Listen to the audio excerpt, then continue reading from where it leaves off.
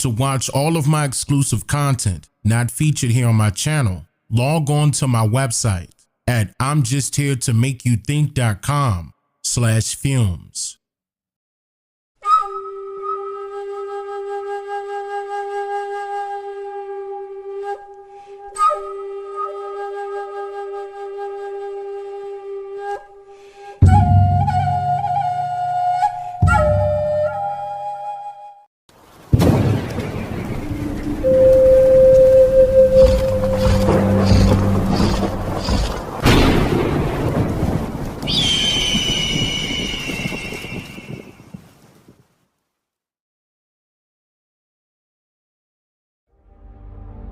OCO, brothers and sisters, relatives, and freethinkers, let's begin this segment with asking a multiple choice question.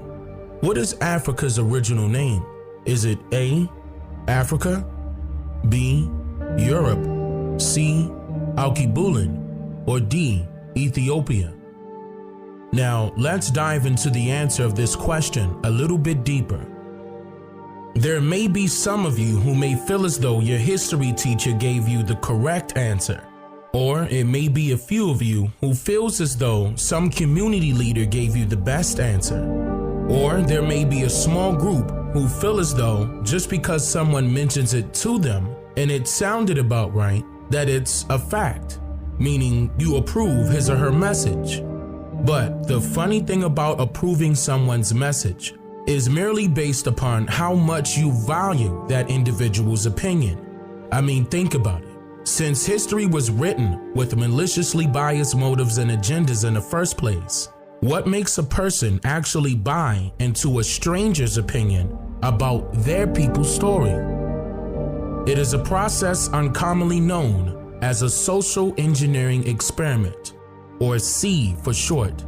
A scientific study conducted on groups of large populations, manipulating direct and indirect thought of human behavior, subsequently found within the origins of social science. Social science is the science of people or collections of people, such as groups, firms, societies, or economies, and their individual or collective behaviors. There are three disciplinary classifications of social science: psychology, the science of human behavior; sociology, the science of social groups; and economics, the science of firms, markets, and economies. More about that at a later time, but I did mention all of that to say this.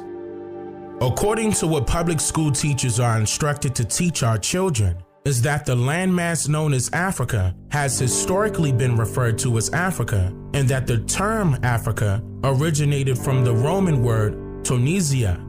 However, Tunisia is in fact a Roman word for Africa, but that does not mean that the term Africa itself originated from the Roman language. In fact, there is no supporting evidence nor any ancient form of historical documentation that clearly identifies its origin. Both words are still in use today, but Tunisia has always been a northern country bordering the Mediterranean Sea and the Sahara Desert, while the term Africa went from being rumored as the name of a small area originally known as the Kingdom of Tunisia, then somehow managed to streamline its way into European folktales as the commonly used name of the entire landmass south of the Mediterranean Sea. What's very important to note here is that the people of what is known now as the continent of Africa speaks many different languages and bears multiple different cultures. So logically speaking, these different cultures and different languages would carry over from generation to generation historically, in which that fact alone should make you ask the question, so which of these multiple languages did the term Africa originate from, respectively? Well, let's go over some commonly used theories first. One theory is that the term Africa originated from some random Roman leader named Publius Cornelius Scipio, who was said to have led the charge during the so-called Punic Wars with capturing Carthage, a landmass which later became known as North Africa, allegedly due to Romans wanting all indigenous cultures and traditions of the region completely erased from existence. Shortly after capturing Carthage, Publius allegedly changed his name to read Publius Cornelius Scipio Africanus, with Africanus being a title for, quote, a wild beast, in which the term Africanus did not exist until it was placed in the Oxford Dictionary in 1983, claiming that it is a Latin word. But interesting enough, much older dictionaries of the Latin and Roman languages never carried such a word before. Another commonly used theory is that Africa was named after a so-called famous European explorer named Leo Africanus, because he believed that the word Africa derived from the Greek word Afrique.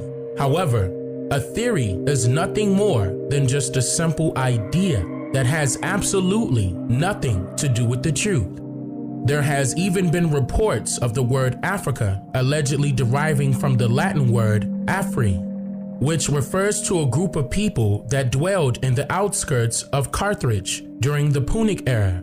However, there is absolutely no evidence to prove that the Romans derived the word Africa from Afri. But there is, however, a Latin word, Africa, which means Libya, or to cause an uprise. Most historians generally agree that the word Africa was first used to refer to a very small part of the northern region of Africa, and then some 1,000 years later became known as the name of the entire continent by European influencers. So with all of that being said, the origins of the word Africa have never been proven still. So for now, we can determine that option A can be eliminated as a verifiable answer to the original question. Now, we can immediately rule out option B as being a possibility of the original name, because Europe is truly not even a continent, due to the fact that it is literally part of the peninsula of Eurasia. Eurasia is described as the combination of both continental landmasses of Europe and Asia. But what history loves to tell you is that Europe and Asia are somehow two separate continents from a historical point of view, when in reality, they are still actually together as one large landmass with no signs of any physical separation between them. The only separation that does exist are the political constructs of governmental boundaries depicted heavily upon Western Europeanized history books given to Americans, right along with their world map predictions. Did you know that Eurasia is currently being recognized as just one continent in most parts of the world right now? Are these history writers telling us the truth? I mean, think about it.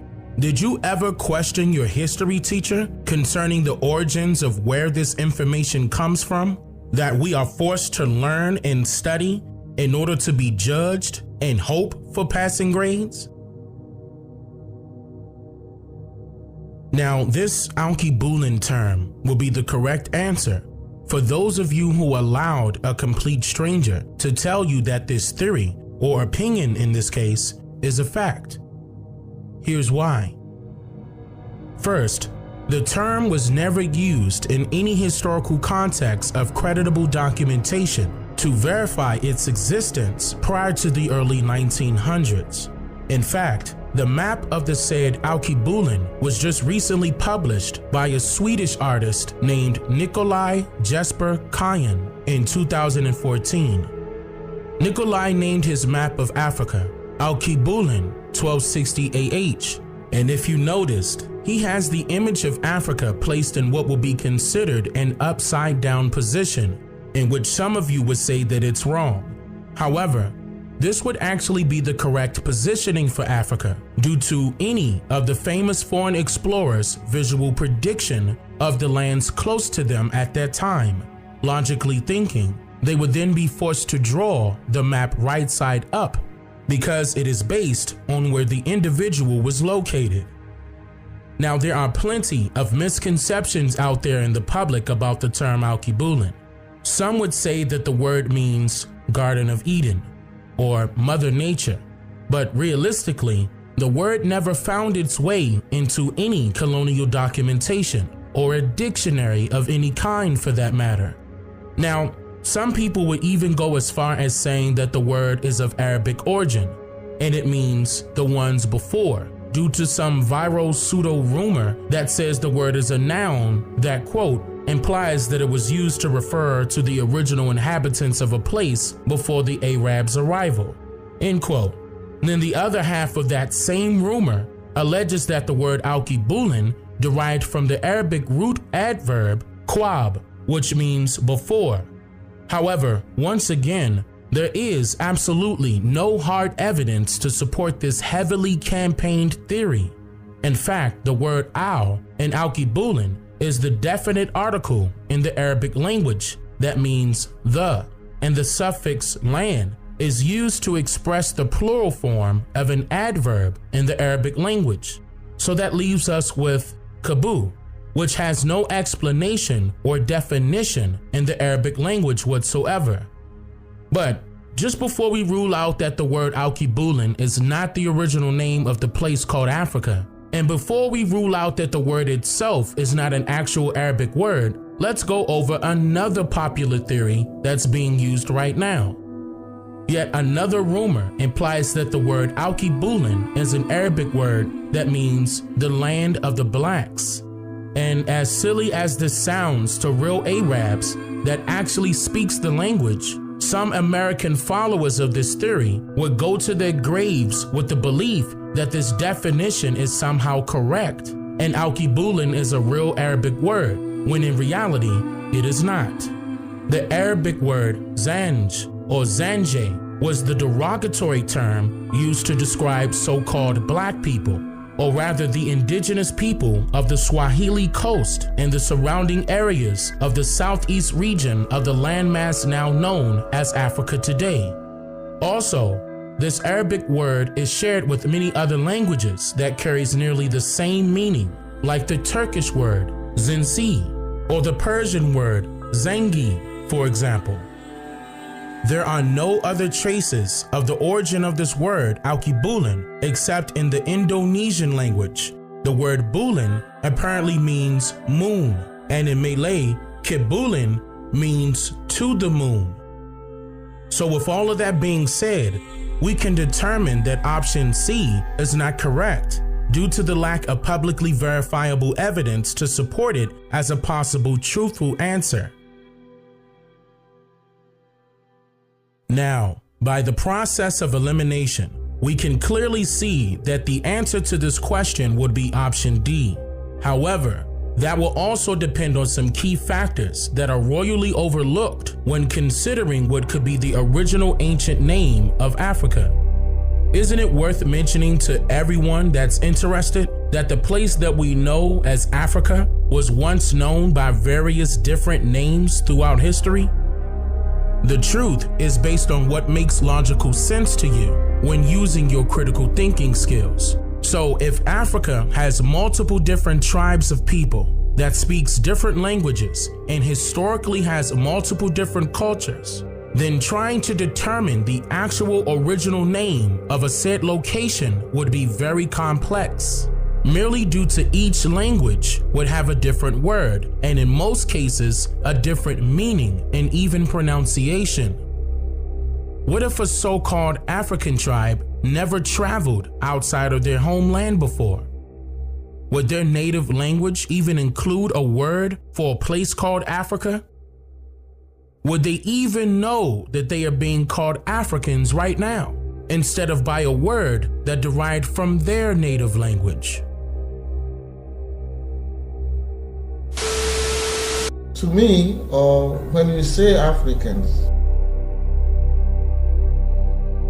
when you say that, I think you speaking English.